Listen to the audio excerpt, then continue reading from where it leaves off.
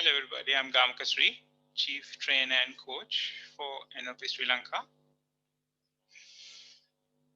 and Mind Designs International. So I'm a holistic coach and a trainer for last 10 years attached to Mind Designs International. I've been working with my teacher and mentor, Chamini Samaratunga, now known as Jayasri Mata. So this is work that she has started some time back, 12 years ago, and I joined only 10 years ago. And she's doing other work right now in her this time of her life after her spiritual experience in 2019. However, we have decided to go ahead and make these NLP, Reiki, and personal development, personal effectiveness services also available to you. Because that is also an important part of what we do. You can also know about the services my teacher and mentor currently engaged in towards the end of this session. So I'll talk a bit more about whatever is coming up in her work. So let's get started. Personal effectiveness. When we talk about personal effectiveness, it sounds a lot like something to do with corporations. Companies would be interested on their employees being very effective, and they would say they would also have a lot of material that is being shared among employees how to be effective. They would send people out into training courses, like we had NLP training courses, also Reiki training courses to help people be more effective. We have been working with corporates for a very long time to coach their employees to play a higher effective and efficient roles. So that is a very important part of that we do. However, personal effectiveness is not only for organizations. Personal effectiveness applies to all of us. Am I effective today morning? Like, okay, it's a holiday. Maybe some of you might have slept a little longer. Maybe some of you have not gone ahead. Like if you're living in another country, maybe you haven't fallen asleep yet. Um, so personal effectiveness is for your personal life as well. How good are you spending your personal life? How good are you in managing it? How good are you in getting the kind of results that you always wanted to get in your life? That is effectiveness, getting the kind of results you want to get. For instance, let's think you want to have a discussion with a family member, a child. You want your child to have a different behavior. You want them behaving differently instead of whatever the behavior they are doing now. Maybe they are running through the house without thinking how hazardous things are. Maybe they are using certain words that you are not very appreciative of as a child to use. Maybe you want to have this conversation with your spouse. Maybe a difficult topic that you want to discuss with your spouse. Don't you want to be effective in that discussion? Don't you want to be having this idea, okay, this is where you want to be going, what sort of a results you are looking forward to get, and how are you getting that results? So personal effectiveness is for your work life, clearly, because corporations are always interested on getting the best out of whatever they're spending. But it is for personal life as well. In your personal life, you can get much better results if you have personal effectiveness in your mind. So today what we are going to look at is one of the technologies that we've been using for a very long time. This technology had been part of my life for the longest period of time. I have seen it at initially there was a lot of conscious effort to make this technology work in my life, and after some time it is start acting all by itself unconsciously, stepping into the situations and helping me deal with the life situations, and also trying to getting the best results that I want to get. And sometimes it is all about knowing what is your best result. So while we proceed through this discussion, Uh, let's see what sort of things are being made available to us in this mind technology. So we call NLP a mind technology. So quickly, what NLP is, it stands for three words. N stand for neuro, meaning your neurology. Linguistic is the means by which you communicate. It could be words, but it could be like hand gestures and facial expressions, so non-verbal cues. So all that is linguistics. It's how you keep your body. Like you would have seen people keeping their body in a very powerful way. People get closer to them and they feel like respecting that other person. Or then there are other people who keep their body in a way that others really feel like disrespecting them.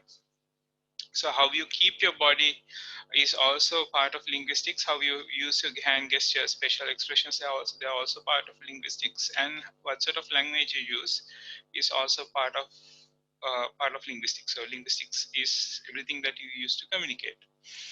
And programming is to say that your neurology is being programmed by your linguistics, the language that you use. And this programming has been going on for a very long time, uh, even before the birth. This had been happening. So we've been working with clients who have situations that they have adopted while they were in mother's womb. uh, maybe misunderstandings, because when you're in the mother's womb you hear part of the conversation or the other part of the conversation, and also you don't know the context of this conversation. So sometimes there's this fetus coming to wrong conclusions, but that start affecting their life at later stages. So there's a lot of self-sabotage that we have noticed by these kind of misunderstandings. And NLP has been a very important part in what we do to make uh, clear out these kind of limitations that people unconsciously imposed on themselves. So this unconscious is a very important uh, part of what we do, and we would keep coming back to that word, and then to the end we'll see what sort of things are available to us to clear up our unconscious. uh, to to have an effective day, or to have an effective interaction uh, of anything that you do, or even like say when I was getting prepared for this webinar, how can I have an effective webinar? Now it requires two things. First one, I need to know the things that I have to do. A work breakdown or a list of tasks, a to-do list. I need to make two devices ready, so I usually speak to my phone. However, I make my laptop also available, so when I'm chatting to you, it's much easier for me to chat over the laptop. So when you see me, turning to a side and looking at something, I'm actually looking at my laptop.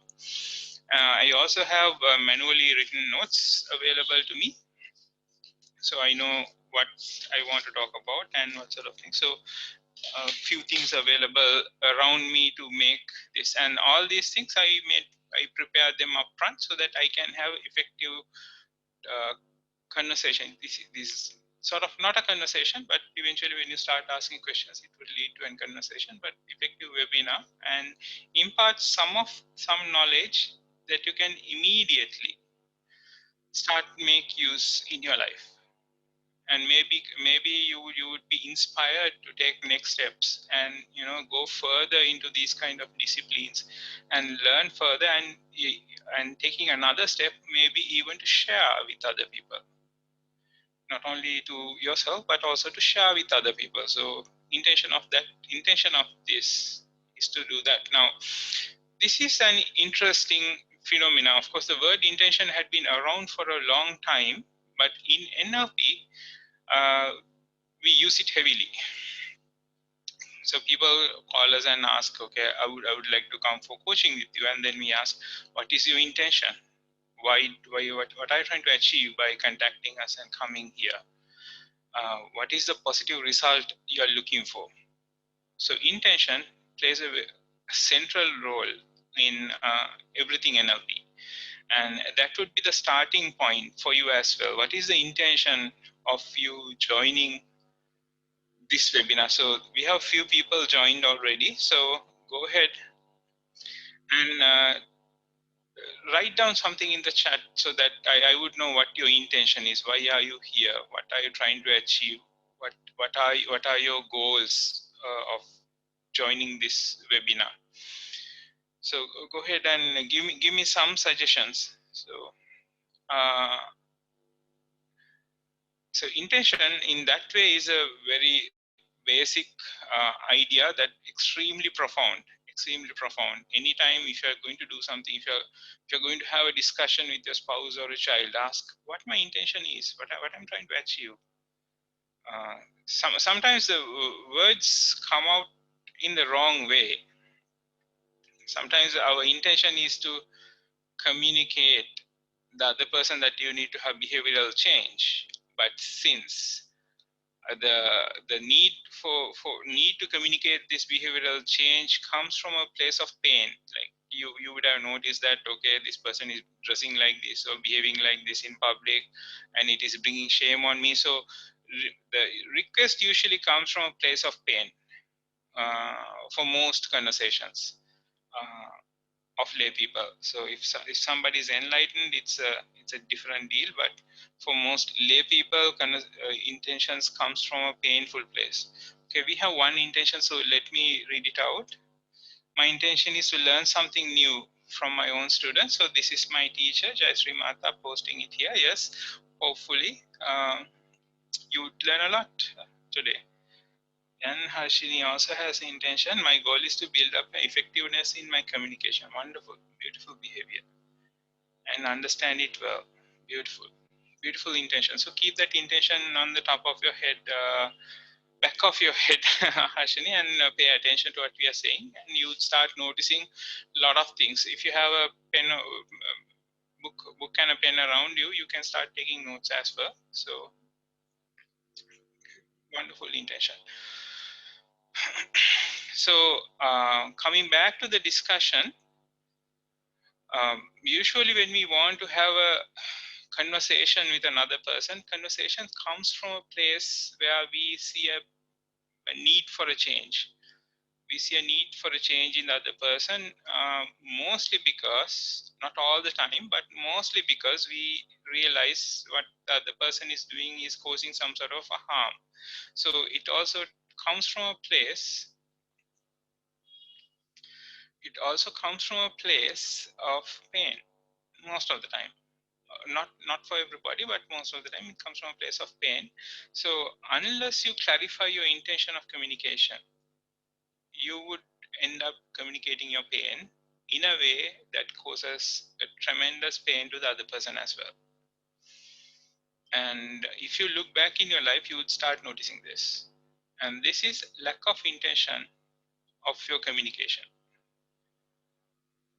Are you trying to communicate how painful things are and how bad the other person is, and what sort of bad person the other person is turning out to be? We usually call them assholes. Whether that other person is becoming an asshole, if that is your intention, go ahead. That is what you would be communicating. And most of the time that is not what people want to communicate. Most of the time what they want to say is, okay, please don't dress up like that in the future. It hurts me badly internally, so please dress up like this. It helps me in my ego. It helps my ego to, and it puts me in a good place when I'm going and meeting other people. That usually put me in a vulnerable state of mind. So one moment, please. I'm muting my other phone as well.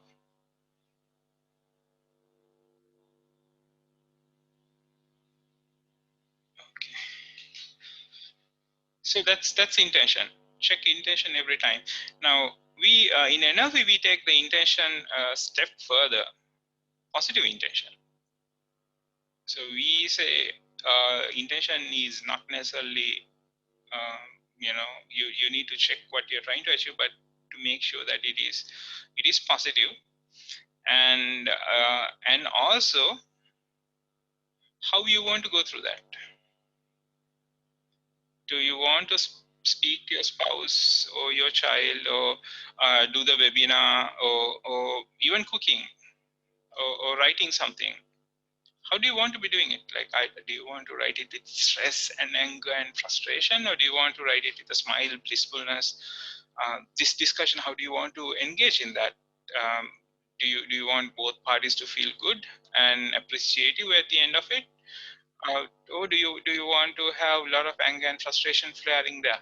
So positive intention says has two things. One, it says what you want to have. I want to have wonderful discussion with my spouse or a child, and you want to see the beautiful connection establishing there. You want to see the understanding on it, on both parties. So you can bring a lot of sensory information. Sensory sensors are, what you hear, what you feel, what you taste, what you smell, and what you feel, what you see. So five senses, you can bring information of five senses when you're seated there, and what sort of experience you want to be having. I want to be see calmness and happiness around you. um, better to not better not to put in the other person's face, because that's not something you have in control. So but you can say, I want to see calmness and beauty all around me. I want to hear good words.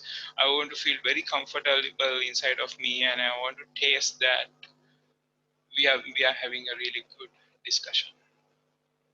So positive intention is an extremely powerful way to format what sort of experience you want to have, and define the experience in the sensory words, so your brain understand where you want to be going. So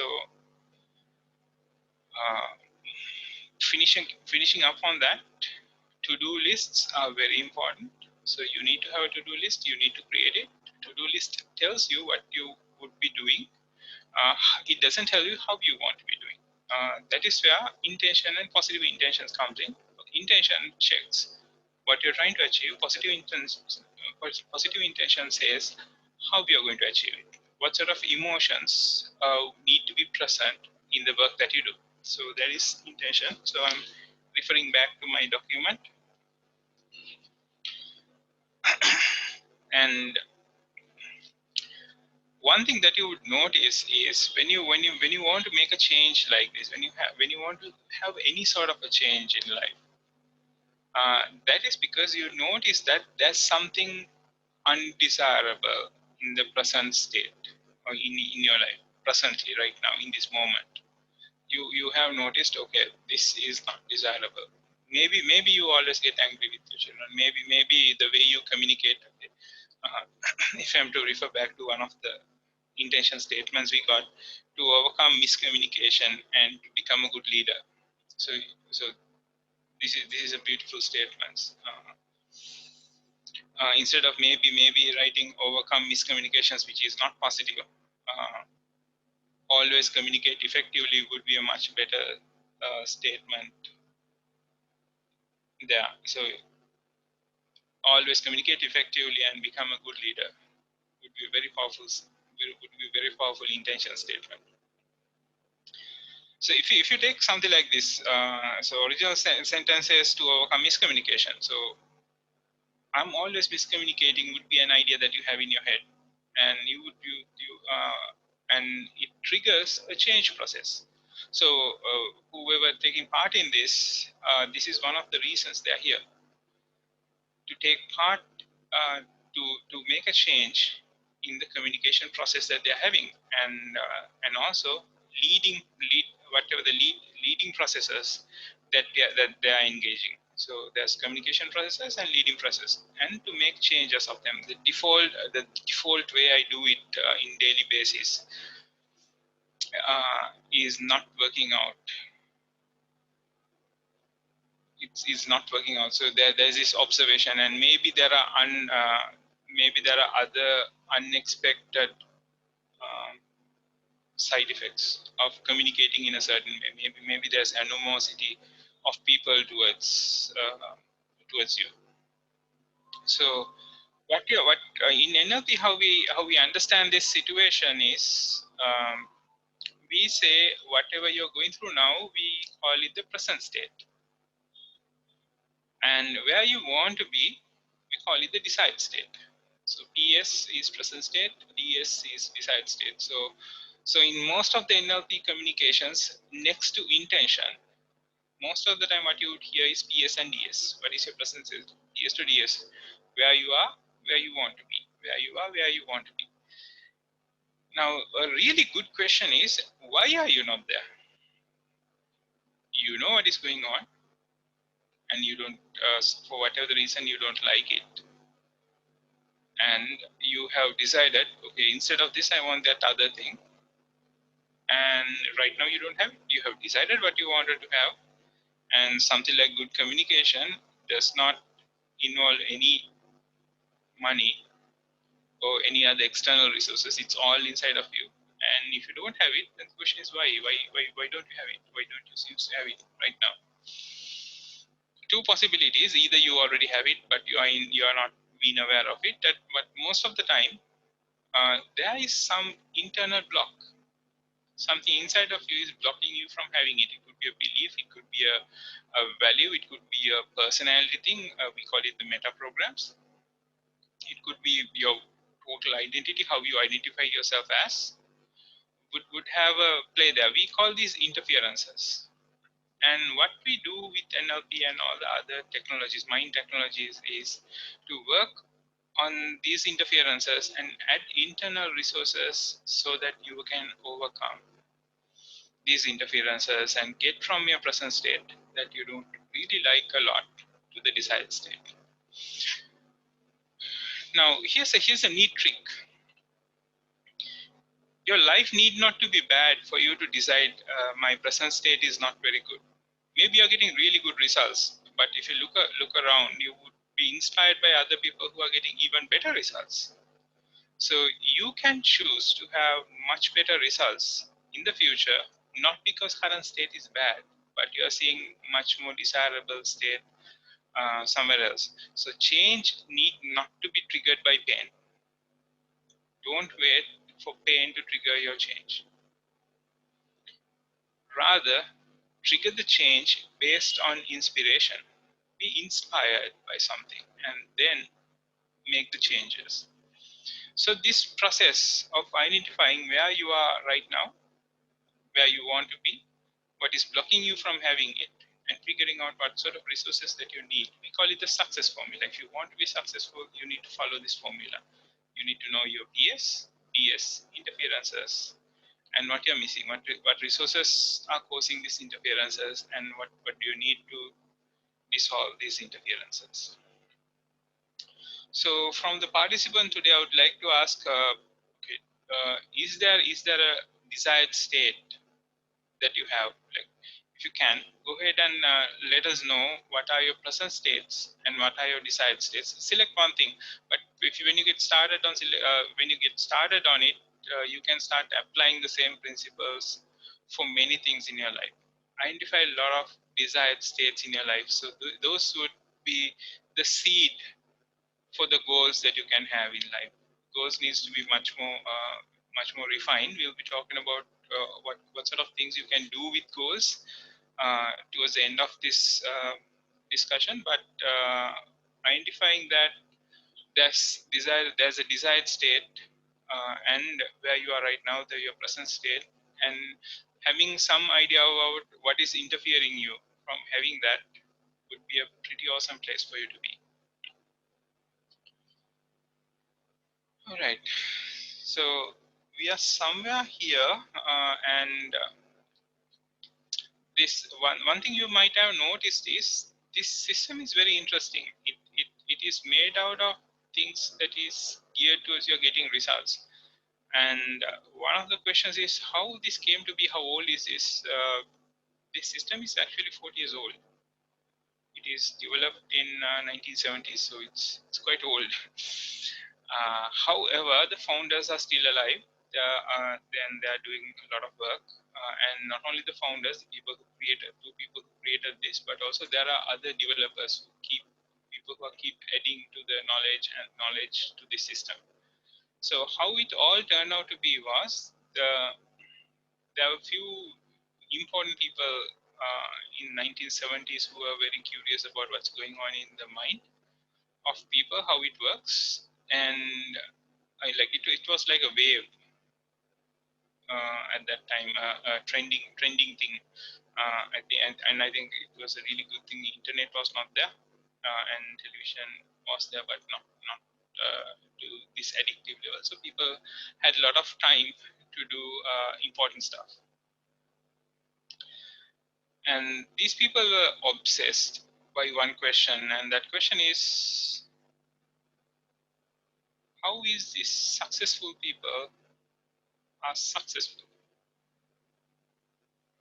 What do they do differently from others? What make them successful? Not why are they like, it's not that okay, do they have more money? No, that's not the case. Like some of them start from like very poor place, but eventually get to a very good place. If you're a fan of Tony Robbins, you should know that he's coming from a place where his parents didn't have enough money to buy a turkey for the Thanksgiving. It's like the New Year celebrations for Americans. They didn't have enough money to do that, and somebody else had to bring a turkey and give it to them. So what he inspired to do was to become a person who buy turkey for poor, and he's doing it. He's doing a very good job at that. So it's not money, it's not connections. Money and connections, these are external things, and what it turned out to be is people create these things if they have another thing. This another thing that they have, they realize is they think differently. The successful people think differently. Effective people think differently. So some of the differences that we talked about in earlier, when you go to when you want to have a conversation with your child or spouse, clarify your intention. What are you trying to achieve here? What are you trying to communicate? Are you trying to communicate your pain and suffering? Yes, you get one type of results. If you trying to communicate the urgent need of behavioral change, you might get that result. So what they realized was this: successful people think very differently from rest of us. And what they have packaged and what we are offering here is some of these secrets, some of these things that they have found out. What Richard Bandler and John Grindler uh, figured out after interviewing so many people, and what they realized was Grindler was coming from a linguistics background, so he knew how to model. And Richard Bandler's brain works very differently, so he was able to come up with summarization of these ideas, like take 5 6 different seemingly different things and bring them together and make a cohesive model. Notation that they used came from linguistics. So these two people who went out in 1970s looking for the secret of successful people gave rise to this learning, this platform, and it is continuing to the date. It's been added, it's been taught throughout the world. And even if you join a smaller program like this, or even a 2-day program like we used to do NLP entry level, which we will be doing online in the near future. So when you join a program like that, you would immediately start seeing changes in the way you interact with yourself and the rest of the world, because you are communicating with yourself as well. There's a lot that you say to yourself. There are a lot that you say to other people. So you would start noticing a tremendous difference in the way you interact and the kind of results that you're getting. So that is a little bit of history of this. So I jumped in the middle.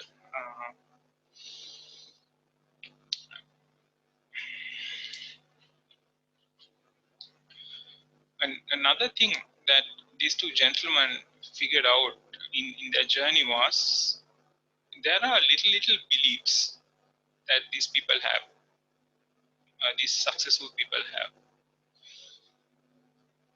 Very important beliefs, but unless you hear them, you would take them for granted. They sound very trivial, uh, but these beliefs lay a cornerstone of all of the NLP. Like if you, one such belief is there's no failure, there's only feedback. Now, for a lot of us, we know there's failure. We have absolutely experienced failure. We had ambitious ideas, we go ahead, try to do it. It didn't work out, not all the time, but some of the times it doesn't work out, and now we are peacefully experiencing a failure. Really bad emotions, figuring out whom to blame, a lot of drama. It is not that successful people doesn't go through that. They go through that, but they don't count that as a failure. They count that as feedback. Okay, they would take a step back and they would say, okay, what should I be learning here? What did I miss out in the first try? See, that's very important. First try, or second try, third try. What did go wrong in this occasion? So usually the definition of successful person is person who doesn't give up. It's not the person who gets it right all the time, first time. You know, and that person doesn't exist. The person who gets it right all the time, first try, that person doesn't exist. They never existed. The person that exists is person that doesn't give up, who would figure out what went wrong, who would figure out what should I be learning, what sort of skills am I missing, what sort of friends am I missing, and go ahead and get them. So that seems to be the formula for success. One formula to get to wherever you want to go. So this is one of the core beliefs of NLP. There's no failure. There's only feedback. If you're experiencing failure, if you're saying, okay, this failed, you're probably missing out on the very serious question of what should I be learning here? What did I miss out on this try? Another fabulous belief, a presupposition, we call these things presuppositions. Another fabulous belief or a presupposition is everybody has potential for genius. You have everything that you need to execute in one area or the other at a genius level. You might have to figure out what that is. You might have to figure out what that area is where you can be a genius, but you have potential to be a genius. And if you meet these hyper successful people, it's not that they know everything, not even on their field. It's not that they know everything, but they usually know one thing in depth. They usually know one thing in depth, inside out. So and what happens to most people is they try to know everything, which is not possible. You can't know everything. You'll have to preserve your energies, and you have to direct your energies to learn this one thing where you can be a genius on. So you have the potential for genius. It's up to you to execute that, and up to you to execute in a way that would give you the best results. Become a genius in one of few areas. Like one area is preferred, but sometimes things are in such a way that you can become a genius in few areas. But pick that area. Another one is people are not their behaviors. So this is something we emphasize a lot. People are not what they do, and you can't judge the person by what they did now to you or somebody else. People change, and action now would have caused by so many different things that happened in the past. Maybe there's a special relationship that is going on. There's maybe a friendship, maybe animosity, so that might have triggered them to behave in one way. And when that changes, things change. So people are not their behaviors. Only thing is, the best information about the person right now is how they behave. So that's another presupposition. They seems to be in conflict, but they're two different presuppositions. By observing the behavior, you have a very good idea where that person is in their mind in this moment. So that's one. However, they are never their behaviors. They can always change. They can always become a different person. So we can't judge them by everything that a person has done in the past. So these are very powerful. There's a lot more, but I gave you a sample of it. So these are very powerful beliefs these successful people have in automatic thinking. This is how they think. This is what they think. This is how they base their behaviors and communication. Another successful thing that another thing that successful people do is they make a gap between whatever happens outside and how they respond. They don't immediately respond out by the default action. They always create a gap.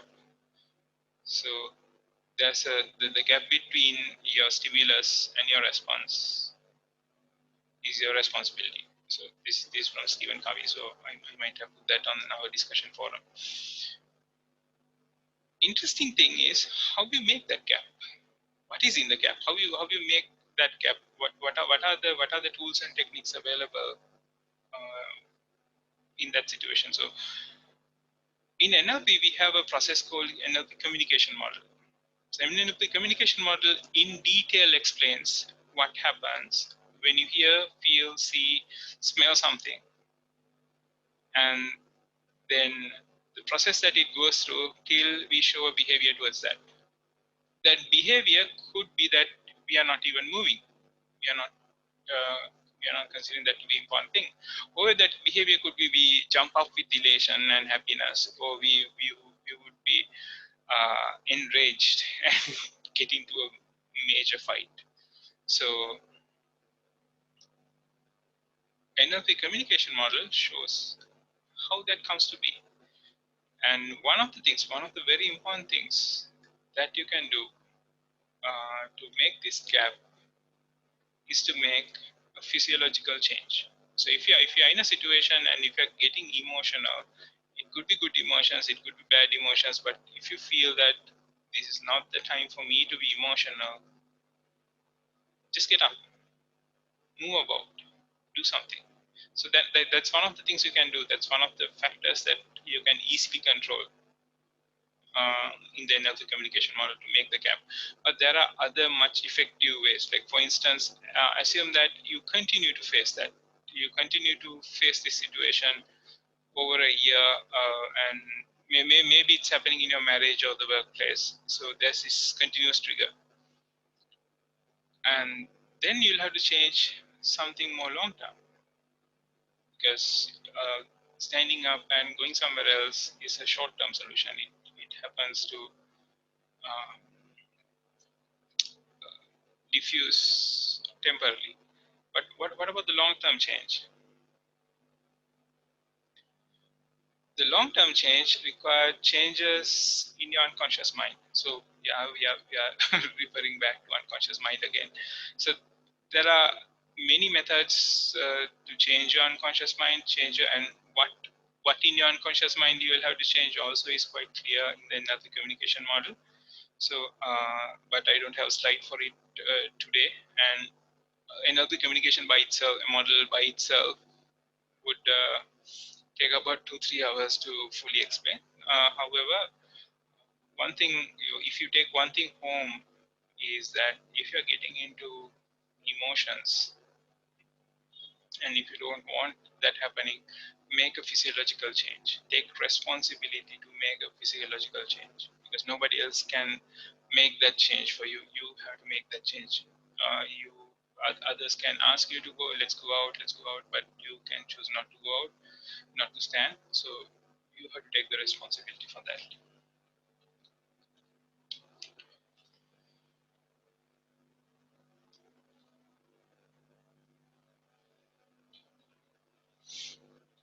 Uh, Now that we talked about unconscious mind a lot, I'm wondering whether I should talk about the structure of mind or whether I want to talk about the goal setting. Let's talk about goal setting because in NLP there are multiple goal setting processes. There's future goal where you establish your mindset to achieve something in the future. So in your mind you make it possible, like you establish a potential in your mind where that future of having that goal is possible for you. That's future goal. There's achievable outcome where it suggests to your brain that what you're trying to do is something possible for you to have. Okay, so first future goal process is quite unconscious process. It's more of a hypnotic process. Achievable goal process is more conscious process. So conscious, unconscious, higher conscious, we'll have a chat about them in a few minutes. But one we use a lot is well-formed outcome process.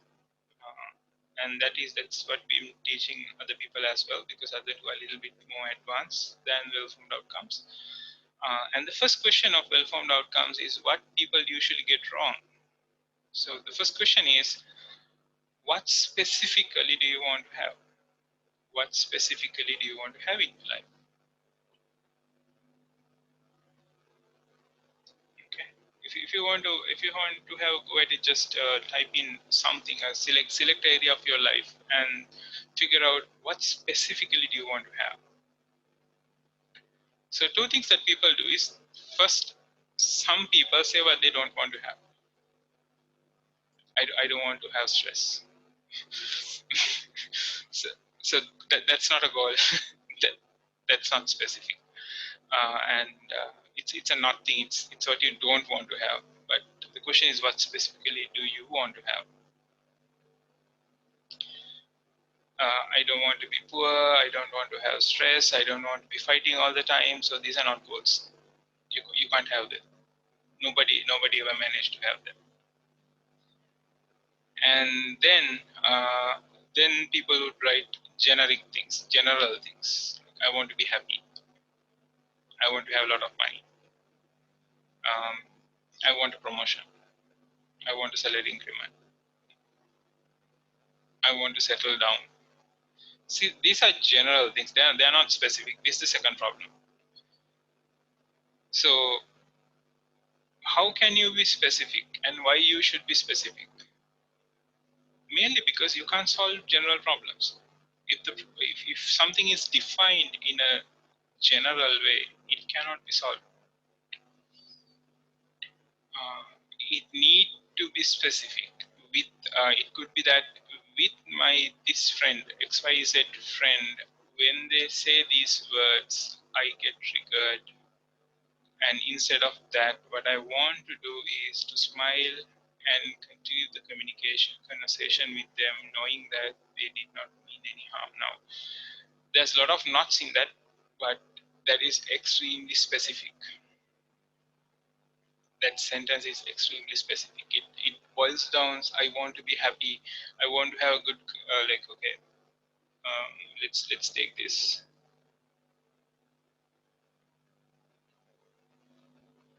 I have a lot of miscommunications. I have a lot of miscommunications. Let's go with that.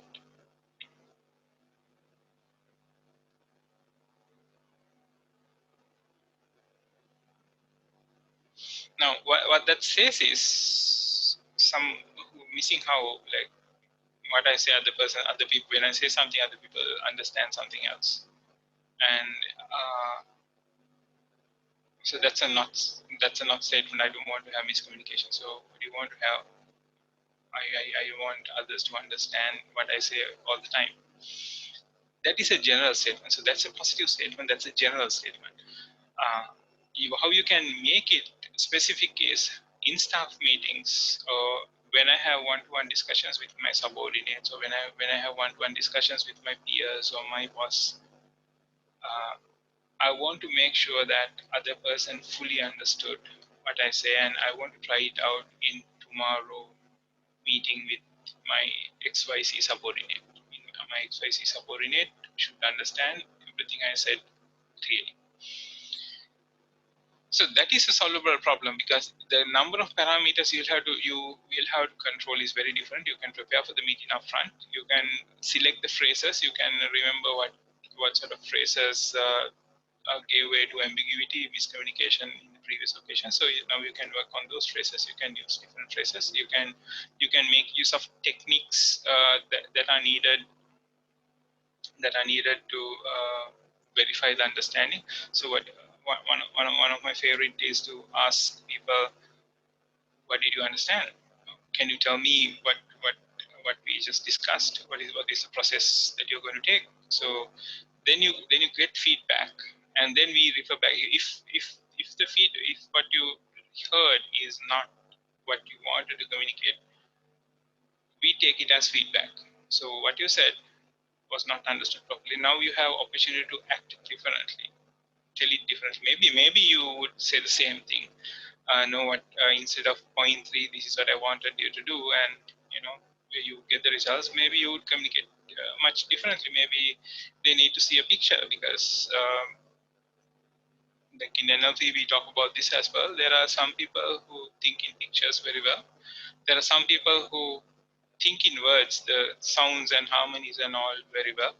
And there are some people who make use of their feelings to make sense of the world. So you would start noticing people who would dress up, and whatever they dress, they look neat, prim and proper. And there'll be other people who would go out and buy these expensive clothes, and how expensive those clothes are, they look really stumped up and shabby. It's very difficult to make them look good, whatever how expensive the clothes are. So those are kinesthetics, and the first type is visual. So our primary information processing tendency gives rise to how we act in the world, and also how we'd like to hear information. The reason that you're hearing a lot of information is my primary way of communicating is internal dialogue. So there's a lot of chatter going in my head, and all the time I'm questioning stuff. So then there's a lot of information being gathered, and then I'm assuming everybody also wants to hear a lot of information, which is not the case. Some people would like others to create a mental picture. So if one of your subordinates is finding it hard to understand what you're saying, it could be a boss, it could be a subordinate. If it is your boss, things are getting critical. You need to learn other ways of communicating. How to make a mental picture, how to make a mental sound, how to make mental feelings. So those things you'll have to learn, especially if it is not your primary way of communicating. All right, belief and say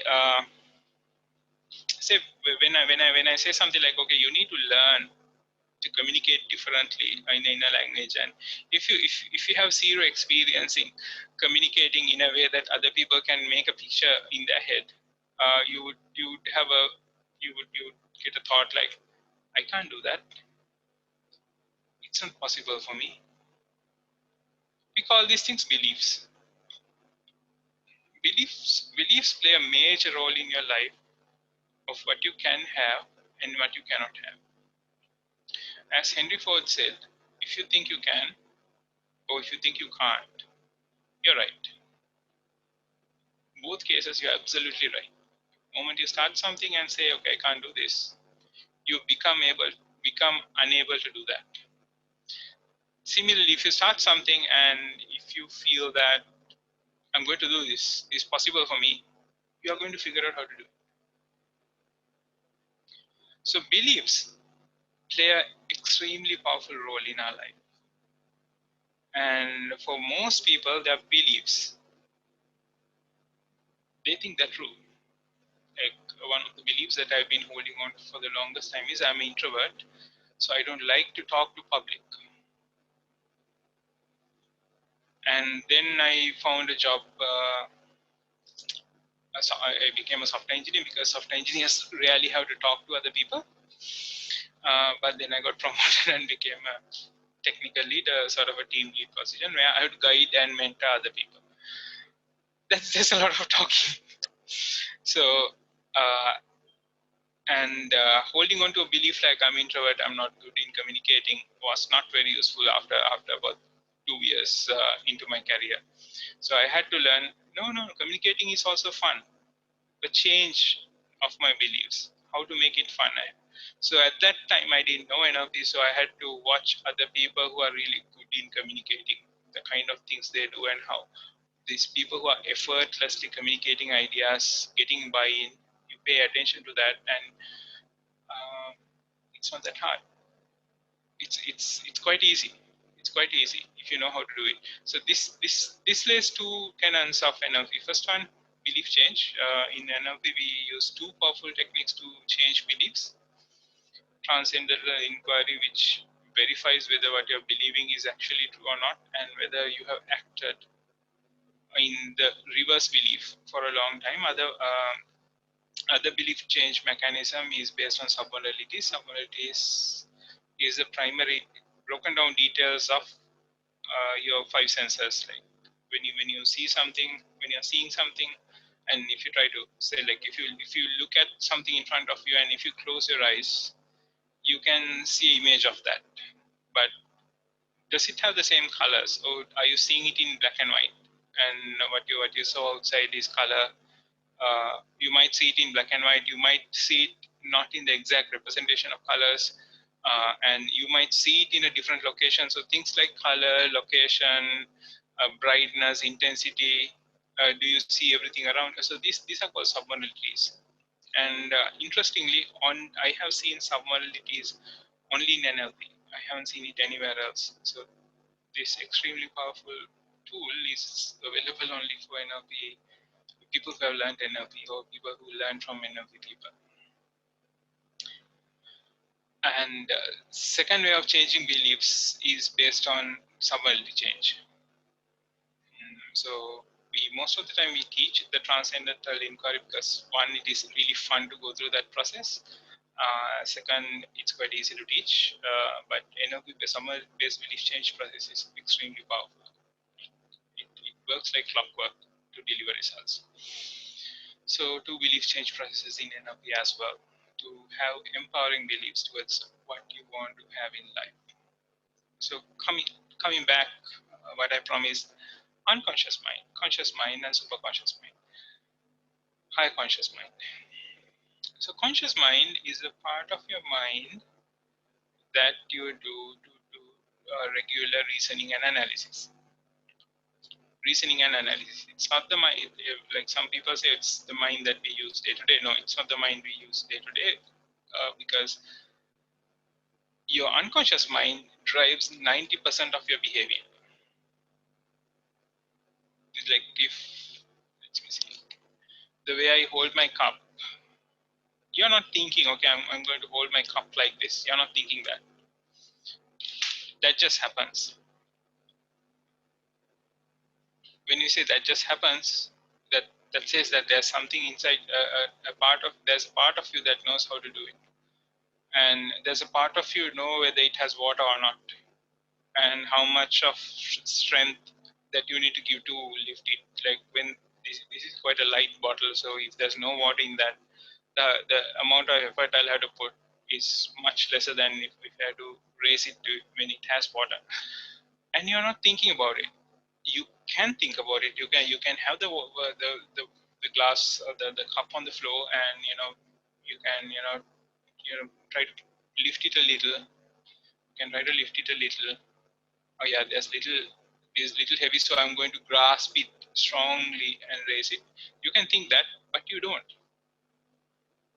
There's a lot of things in your life that you don't think, and all these are unconscious patterns. Most of your behaviors are unconscious. There's very little things that we think and do. There's very little things that we think and do.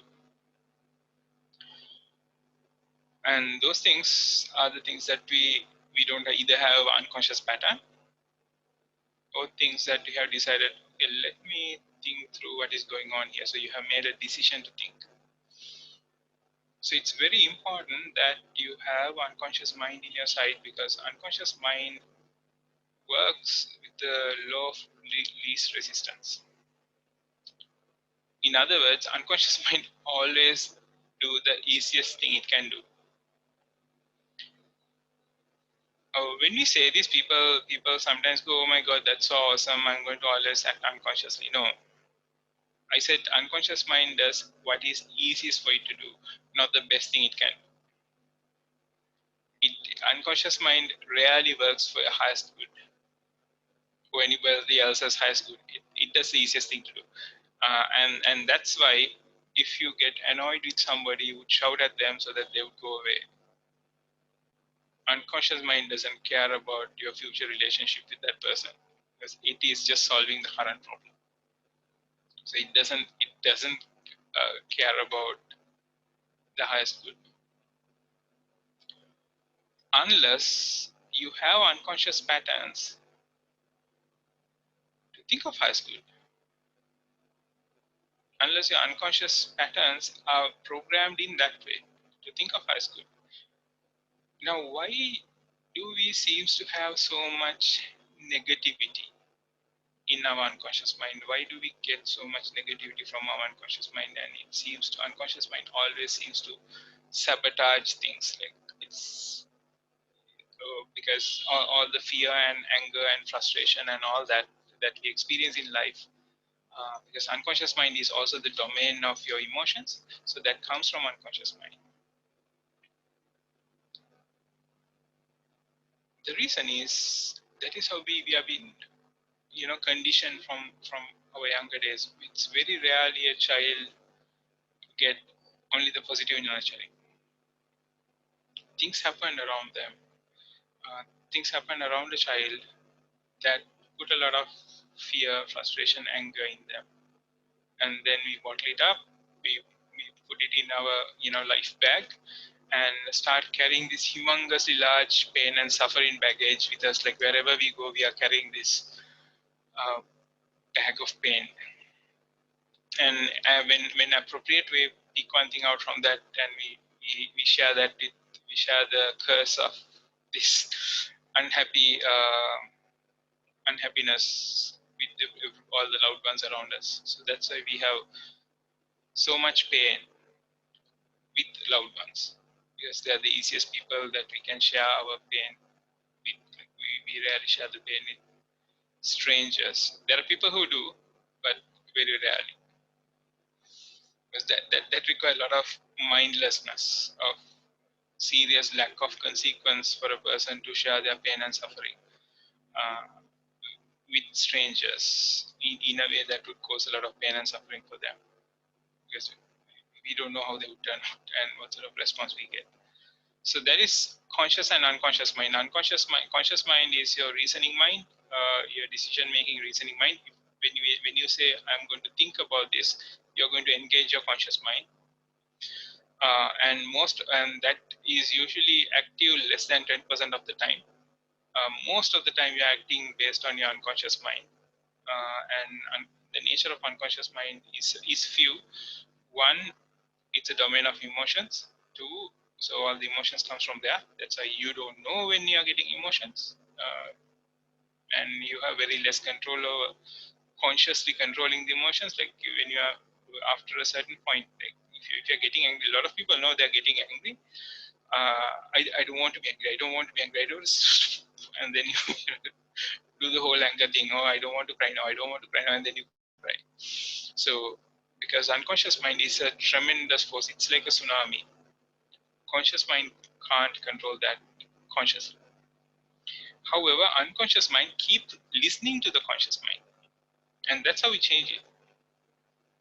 You need to keep telling unconscious mind what is the result that you want, and keep listening to it. Interesting thing is you can't use not. Unconscious mind doesn't hear not. It doesn't get it. So when you say do not do that to your child, children are usually quite unconscious. Your child doesn't hear not. He here do that. Don't put your hand on the fire and like they put hand on the fire. Don't run to the road, run to the road. Unconscious mind just drop the knot. I don't want to be angry, I want to be angry, I want to be angry. So unconscious mind doesn't process knot, and that's why it's very crucial for you to learn to speak in the positive language and to express what you want. And more you express what you want, more unconscious mind pick up. I want to be calm and soothing and quiet all the time. I want to be relaxed. Instead of saying I don't want to be stressed. Because the moment you say I don't want to be stressed, unconscious mind just drop that knot and I want to be stressed, and that's what it's keep hearing. So to program your unconscious mind, there are many ways to program your unconscious mind, but one of the things, if none of the tools are available to you, one thing you can keep doing is to affirm yourself what you want to experience positively and not entertain a single thought about what you don't want to experience. You just get rid of those thoughts. What is higher conscious mind? Higher conscious mind is the God mind or the divine mind.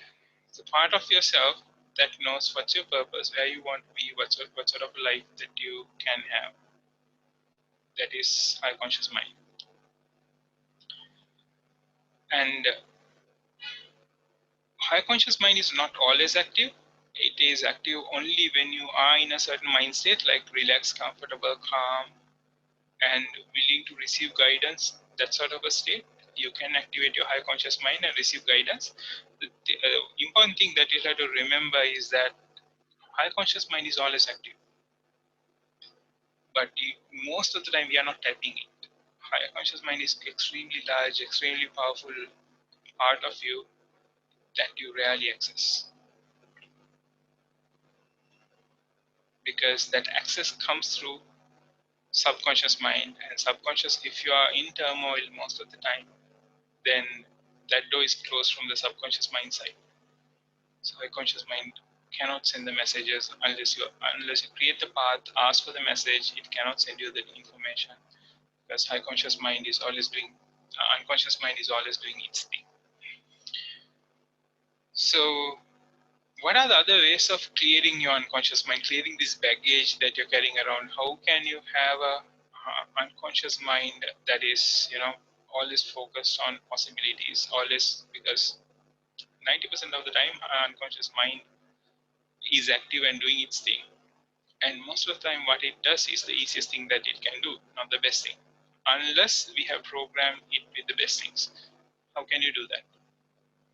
There are many NLP techniques, which we can't go into details now. However, my teacher, Jayashree Mata, Jaimini Samatunga, she's doing a webinar on 20th. It's from 10 to 12, 2-hour webinar. And in that, she's going to show a way where you can, a holistic methodology that you can use any time of the day to clear out this emotional baggage that you're carrying on. And I have used that personally. It is extremely powerful, and the thing is, you can not only use it for yourself, you can use it for other people. We are very excited to teach these to other therapists, coaches, and trainers and yoga instructors, because more we do that, better we feel, and we can literally see the change in the world around us. The way world interact with us changes, mainly because the world that we experience is a creation of our unconscious mind. And what I will do is I will share the information with the participants. So let me know if you're interested on the chat. I will share that information with you after this webinar. And I can hang around for a few minutes if you have any questions to me through the chat. This is so true, yes. So any questions for me? I can be around for a few more minutes and answer some of your questions.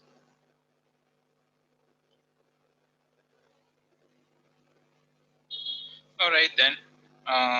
Thank you for joining this session today. Hope you had fun. Hope you learned something new, and hope you learned something that you can apply to your life. I will share the program information of the webinar that we are doing on 20th. I would highly recommend you joining that because it changed my life, and I have seen the effect not only on myself but also in other people. Have a great day ahead.